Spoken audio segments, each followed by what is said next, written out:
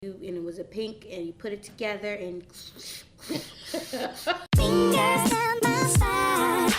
Girl, you look mighty fine. Won't you roll your fingers down my spine? And we're going to take your mind way back. All right, here's my girl, Kia. hey y'all, how you doing? Hey girl. All right, so listen, we're going to have you laughing today because I know some of you out here going to relate to what we get ready to talk about. So the topic today is what our moms taught us or told us about being young ladies. Yes, our self-care of our own personal body. Exactly. Or our temples. Right, exactly. And how we have instilled that in our daughters and now, and then we sit back and laugh about, really? That like, was that true? Y'all used to do that? So I remember, and I started my cycle very young, and I consider it young because I was 11.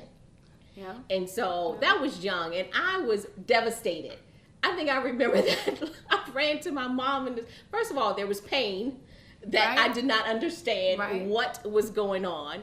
And so my mom, we didn't have the normal sex talk. I mean, at 11, it's like, I think she was a little shocked too that this was happening to her daughter. Yeah, I was still playing soccer, 11 years old. And so I had to like, what does this mean? What is going on? And so she's like, oh, you're becoming a woman. I don't want to. So Take it back. Take it back. This is hurting.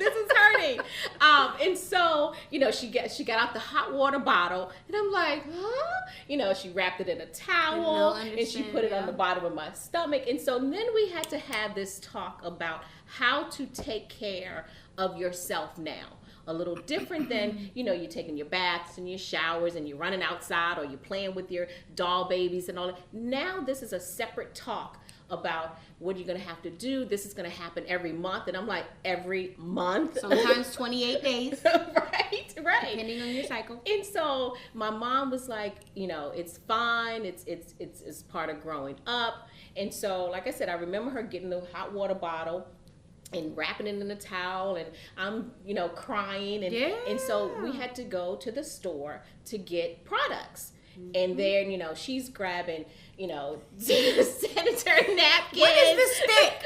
What is this stick called a tampon? What is this? What is so this? I didn't do the tampon until much later in life, Okay. Because then that part she explained that you weren't supposed to do the tampon until, after you're older or maybe after you've engaged in sexual but I'm 11 and I'm just like, and the bags back then, sanitary napkins, if I'm telling my age, they seem huge.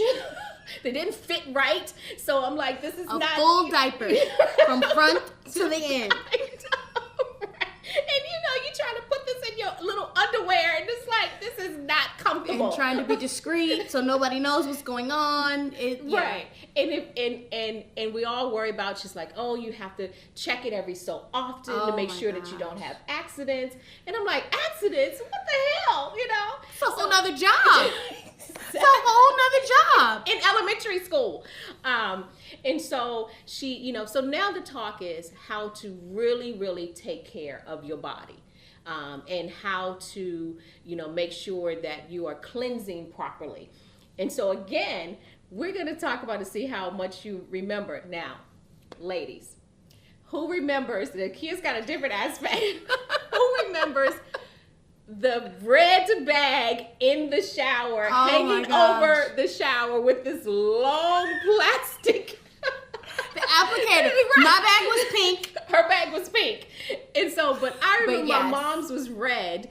And he was like, what is this? And it stayed in the bathroom, until it was time. Now, some people prefer before, because you were supposed to keep a calendar of your cycle. Right.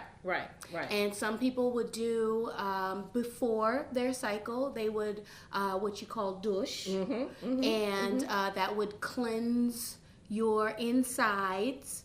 And then your cycle would begin. And then some people would douche after your cycle.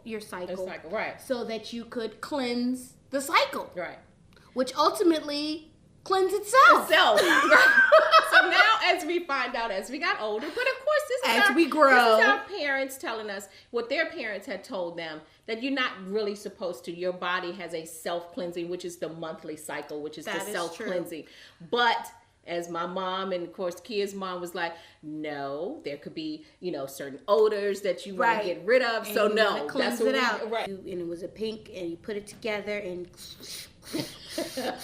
now it worked very well for the after your cycle, right? And my whole thing is, my mom was like, don't ever let anyone know in the house that you are having a cycle. So all this, the sanitary products and stuff was wrapped up in paper towels, double and napkins, wrapped, and thrown away. So no one in the house knew. Yeah. And it was your little secret. Exactly. I can remember my grandmother. She told me you do not wash your hair during your cycle. Really? Yeah. Now, I've never heard of that. Anyone else heard of that? Please let me know. Right. If there's any truth to that. No, wonder why. What was that? I have no idea. That was one of the things that she told me. Make sure you don't wash your hair while you're on your cycle. Could have been all about the pores, things open. If anybody else have heard about that you couldn't go outside after a shower. Share. Please share.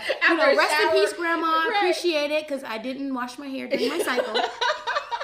But what is the meaning behind it? Because usually somebody has tried it and it has worked for somebody. Right. So if it works for you, yeah. don't knock it till you try it. Exactly. No, I didn't know about the hair, but the whole thing about another aspect was, taking a bath or a shower and not going outside with wet hair. Yes. Because so that's how you got colds and all of that, which is not true, which now we find out that germs is transported different ways. Other ways. But of course you listen to your mom and your grandparents about that's your first best friend. Exactly. At 6 years old, who else is going to listen to you? It's your mom. I actually want to tell a story. My mother told me to sleep with no underwear at night. Okay. All right. So every night it was a t-shirt or a nightgown, but it was free so that you could breathe. Ultimately. And you now have bought that from her teaching you that. And I do that. She does that now. And it works, because I think about it and I'm like, we are confined to wearing undergarments plus 8 hours a day. So as you sleep, you let your body, as a female, your vajayjay, let it breathe. Let it breathe. How many of you know about that? How many of you do that? Mine was different. Now, my mom taught me to, no underwear, of course. You take off your bra and your undergarments, but she taught me to sleep in like either pajama pants or shorts. And she had this thing of, if the house caught on fire. That was always a scenario. That was always a scenario. If the house caught on fire, you would be covered. And that could have been something. I was brought up in the country, and my mom was brought up in the country. That could have been just something that my grandmother instilled in her head, to have something fully clothed, because you may not have time to grab a robe. You never know, yeah. And I carry that on today as a grown woman. I'm not comfortable, as Kia's side, of having the whole bottom area exposed. I don't have on underwear or bra, but I'm sleeping in, either pajama pants or shorts. Some type of bottom. But then you also mentioned there is now something going on where you're supposed to sleep in tank tops. Girl, let me tell Please you. tell me that part. So a couple of my girlfriends have recommended a sleeping cami. And the cami is an undergarment that has a insole bra that will ultimately hold your breast up, as opposed to the sagging that they do when we sleep. Right. Oh, y'all know what I'm talking about. Yes. They're all flat when you lay back. When you're like, okay, one's over here and one's over here. Like, what you doing down there, girl?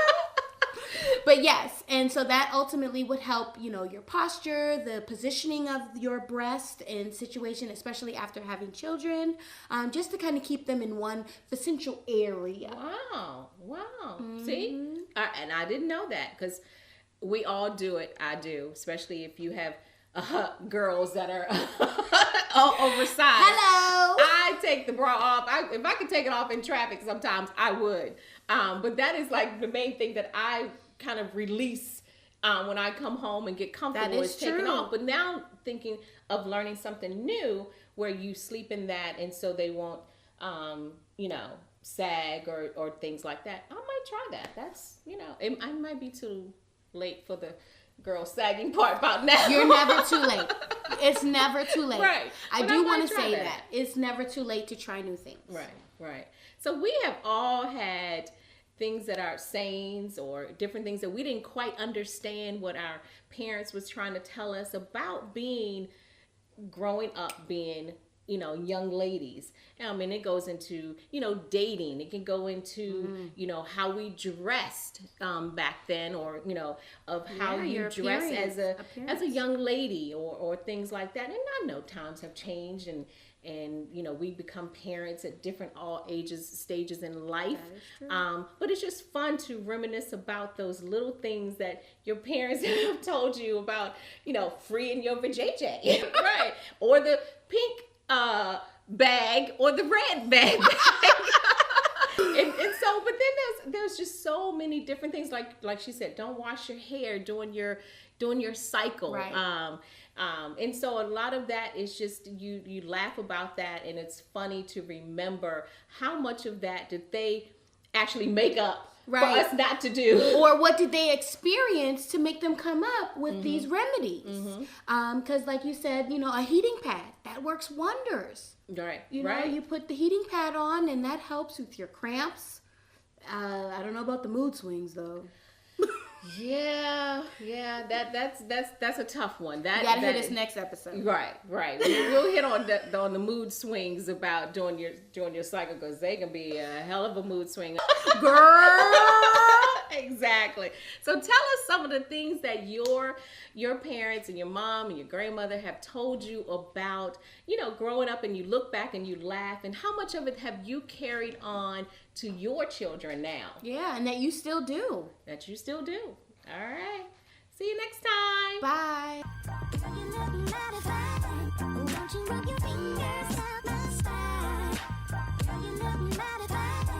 Won't you rub your fingers down